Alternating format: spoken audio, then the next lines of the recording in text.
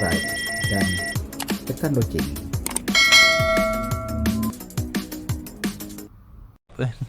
Pukul 1.14 pagi, 8 hari bulan 7.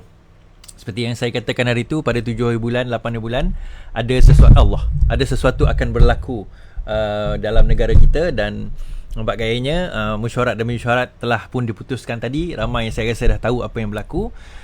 Dia bukan masalah ada telur jangka dah kan. Kita provoke je, ada telur tak ada telur, ada telur, akhirnya ada juga telur dia. Tapi persoalan utamanya adalah so what's next? Okey, bagi siapa yang tak tahu lagi, mungkin baru menonton ke bangun pagi tiba-tiba nonton video saya ni kan, tengok apa Halis Wadi ni live pukul 1 pagi kan. Untuk makluman, tadi baru sahaja selesai mesyuarat MKT, Majlis Tertinggi UMNO, yang menyatakan bahawa mereka secara oleh UMNO pada waktu itu terhadap kerajaan pada waktu itu, kalau sekiranya mereka nak terus menyokong Muhyiddin Yassin. Dan dia mengatakan bahawa kegagalan kerajaan yang sekarang ini yang ada, ramai yang mati bunuh diri, bendera putih kot kan, bulan Februari itu dah Agong dah suruh buat sidang parlimen, tapi UMNO sendiri tak berbunyi. Ni bulan 6, bulan 7 baru berbunyi. Kenapa agaknya? Siapa agaknya yang buat statement sampai sampai jadi kontroversi seluruh Malaysia tu? UMNO ke? Okey, tak apalah. Kita biarlah dia ambil kredit semua tu kan. Aku kat dalam sana nantilah kita itu kita tahu. Dan dia kata PKPD lah, bunuh diri lah, ramai bunuh diri, gagal dan sebagainya. Tapi persoalan kita yang mengendalikan kes-kes COVID ni, mengendalikan tentang COVID ni semua daripada UMNO. Kalau kita tengok Menteri Pengajian Tinggi UMNO, Menteri Mosti yang kendalikan vaksin dan imunisasi UMNO, Menteri Kesihatan UMNO, Menteri Pertahanan yang juga Menteri Kanan dan juga ketua kepada what do you call that? Allah, tengah-tengah malam ni tiba-tiba hilang disaster punya negara tu kan. Pun Ismail Sabri UMNO juga yang hari ini dilantik menjadi Timbalan Perdana Menteri. So sebenarnya sidang media tadi, dan daripada situ dia kata gagal, maka kesimpulannya UMNO MKT telah bersetuju secara sebuah suara menarik sokongan terhadap kerajaan PN. Sebenarnya benda kita dah tahu pada pukul 12 tadi dah. Kita dah nampak benda tu akan berlaku. Mereka menarik sokongan daripada PN. MKT dah setuju untuk menarik sokongan daripada Perikatan Nasional. Now, dan menggesa supaya, itu yang pertama, menggesa supaya Muhyiddin Yassin meletak jawatan dan diadakan pilihan raya. Yang kedua. Kemudian yang ketiga, kekal dengan keputusan no Anwar, no DAP. No Anwar, no DAP. Kekal dengan keputusan tersebut. Okey. Now, benda itu tak menyelesaikan sebenarnya. Ada yang tanya kepada saya tadi, kita berjaya, maksudnya kerajaan tumbang. Ya, betul, kerajaan tumbang. Tapi persoalan seterusnya, siapa akan jadi kerajaan? That is the next question. My next question is, siapa akan jadi kerajaan? So, apa akan berlaku selepas ini? Apa yang mungkin boleh berlaku selepas ini? What is the possible things yang akan berlaku? Okey, ambillah considering tomorrow, katakanlah esok Zahid Hamidi letak jawatan, katakanlah Muhyiddin Yassin letak jawatan, katalah esok dia letak jawatan, Muhyiddin Yassin letak jawatan. So apa yang boleh berlaku kalau dia letak jawatan? Okey, Agong boleh panggil, tanya siapa yang ada majoriti. Okey, itu satu perkara. Okey, tanya siapa yang ada majoriti, kena panggil balik, menghadap balik sebagainya, itu satu cara. Atau yang di Pertuan Agong boleh tunggu 5 hari bulan ini, tak payah panggil 5 hari bulan, boleh tunggu hujung bulan ini, which is 26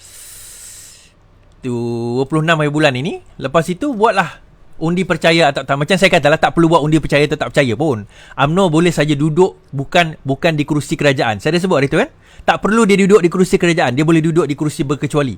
Daripada situ kita boleh kira sama ada kerajaan tu ada majoriti ke tidak. Okey, itu yang seterusnya. And then another one, MKT tu mesyuarat Majlis Tertinggi pada malam ini.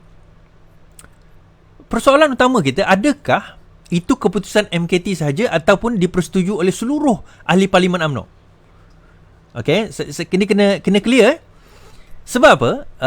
Majlis tertinggi ni mungkin terdiri daripada satu jumlah, kita pun tak tahu, dia tak nyatakan tadi. Kalau dia kata bahawa seluruh 38 ahli ahli parlimen UMNO telah bersetuju untuk menarik sokongan daripada menyokong kerajaan sekarang, okay, that's fine.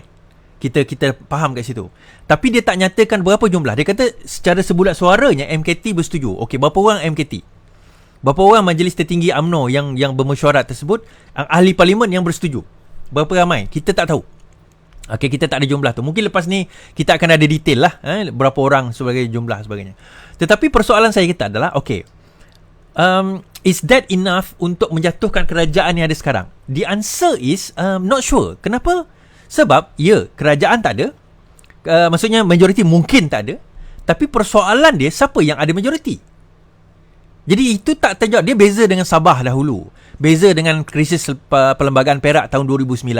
Sabah dan Perak tahun 2009, apa yang berlaku, dan juga di Perak tahun 2000 baru ni, tahun 2021 yang mana kerajaan UMNO bersatu tumbang. Apa yang berlaku adalah mereka tunjuk mereka ada majoriti. Ada satu kumpulan yang ada majoriti, maka mereka dilantik jadi kerajaan. Persoalannya sekarang ini, siapa yang ada majoriti? Kita tak tahu siapa yang ada majoriti. Dia kata no DAP, no Anwar. Secara mulut verbalnya lah. Tapi hakikatnya, adakah no DAP, no Anwar? Ataupun ada rundingan baru dengan Bersatu?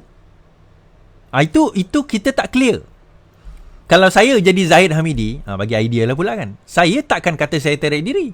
Tapi saya akan berunding dengan Muhyiddin Yassin, kata saya lantik orang kita jadi TPM, which happen today. Engkau letak jawatan, kita naik.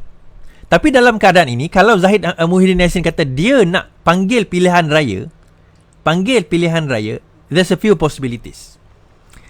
Number one possibility adalah Mageran ataupun interim prime minister. This is one possibility. Kenapa?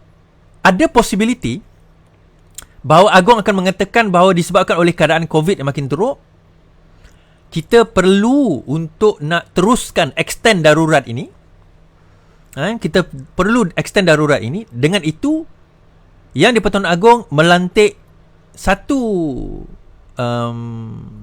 kumpulan, satu penasihat yang akan mengendalikan negara sementara darurat itu berlangsung, sehingga kita boleh mencapai certain threshold untuk kita menghadapi pilihan raya. Sebab untuk kita nak buat pilihan raya dalam masa sekarang ini adalah suatu yang agak sangat mustahil. Kan kita 7,000 kes setiap hari, 6,000, 7,000, takkan kita buat pilihan raya sekarang. Semua kena maki confirm. Jangan kata kerajaan, dengan pembangkang kena maki kalau buat pilihan raya sekarang kan. So possibility untuk pilihan raya itu kurang. Tetapi apa possibility? Kita kena tengok. Number one possibility, katakanlah Muhyiddin Yassin letak jawatan, Agong akan panggil seorang-seorang, tengok siapa yang ada majoriti. Katalah tak ada majoriti, tak ada grup yang nak buat satu ada majoriti.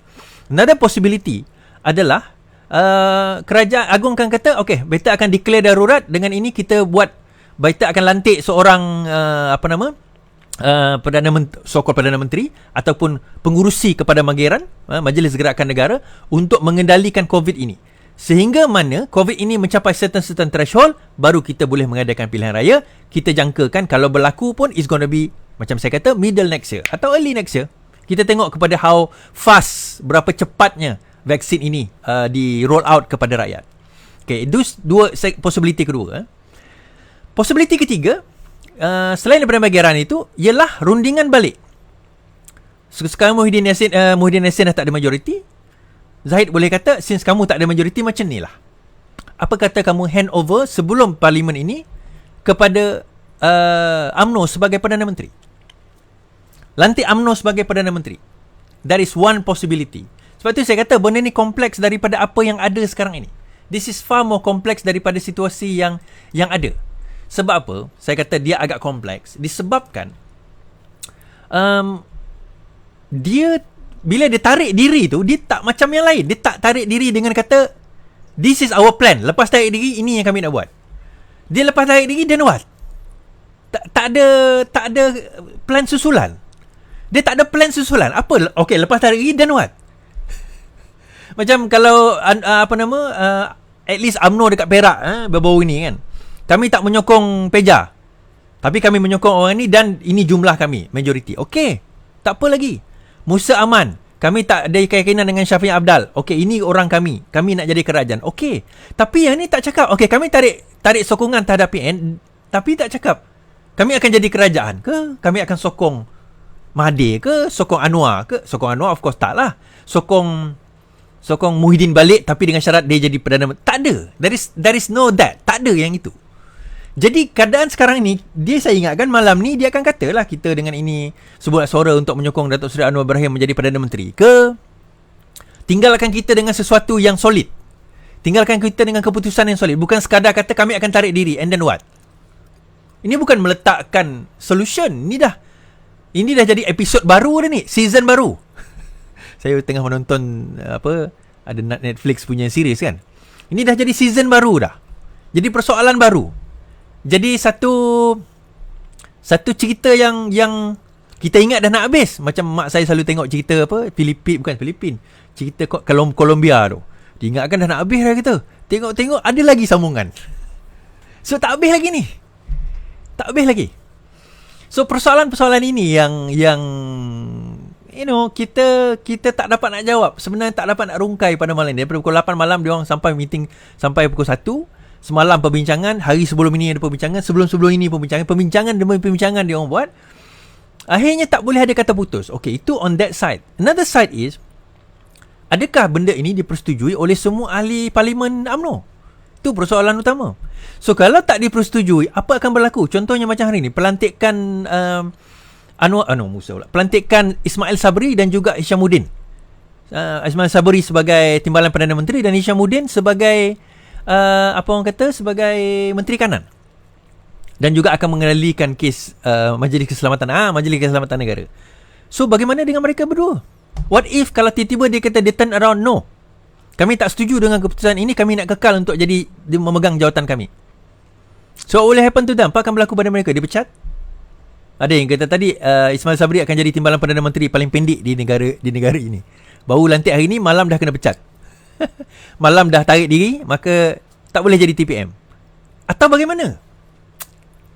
Sebab tu saya kata benda ni meninggalkan lebih banyak persoalan daripada jawapan. Dia lebih banyak meninggalkan persoalan daripada jawapan sebenarnya. Jadi kita berada dalam keadaan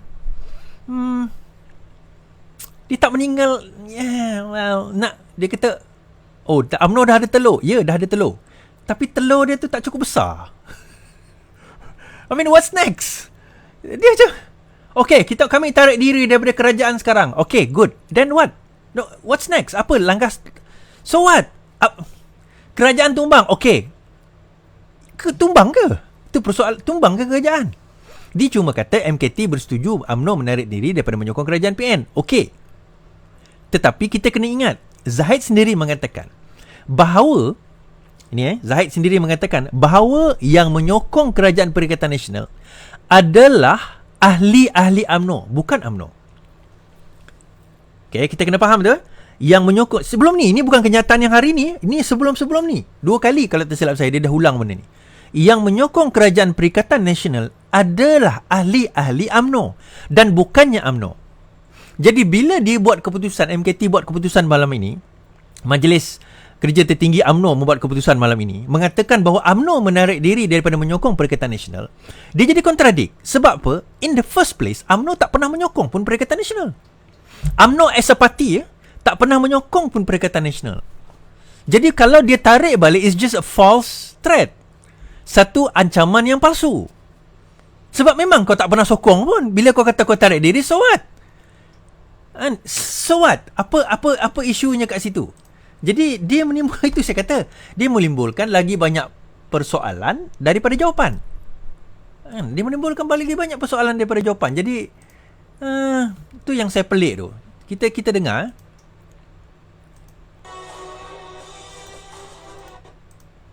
Aspirasi rakyat kepada Tan Sri. Okay, saya share. Selaku Perdana Menteri ditarik balik. Okay, kita tengok video tu. Saya kena share man.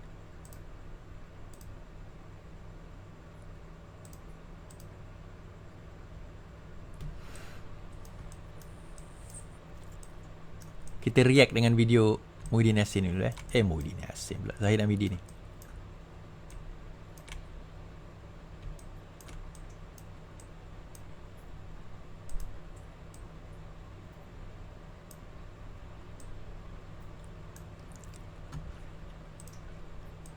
Okay, tengoklah.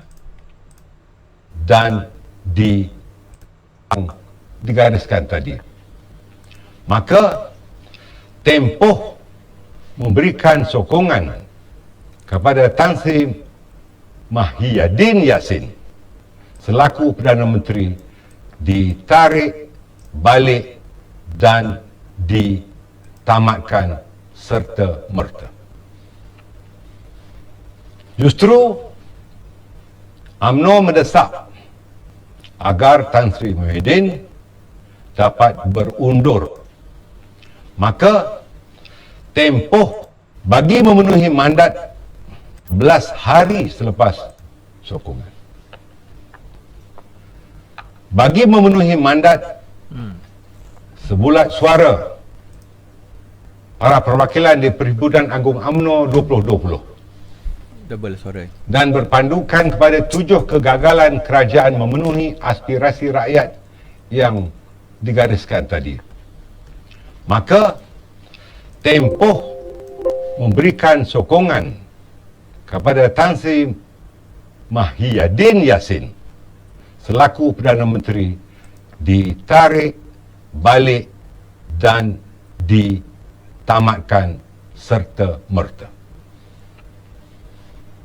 Justru UMNO mendesak agar Tan Sri Muhyiddin Dia mendesak dapat berundur secara terhormat bagi membolehkan seorang Perdana Menteri baru dilantik untuk satu tempoh yang terhad.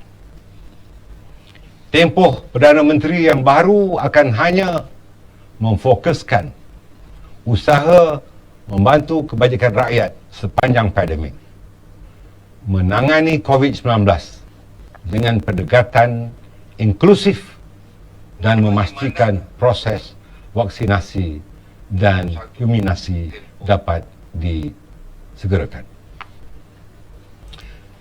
Setelah berjaya mencapai tahap imunisasi berkelompok, Perdana Menteri baru mesti segera menasihati Yang di-Pertuan Agong bagi menyerahkan kembali mandat kepada rakyat untuk diadakan pilihan raya umum yang ke-15.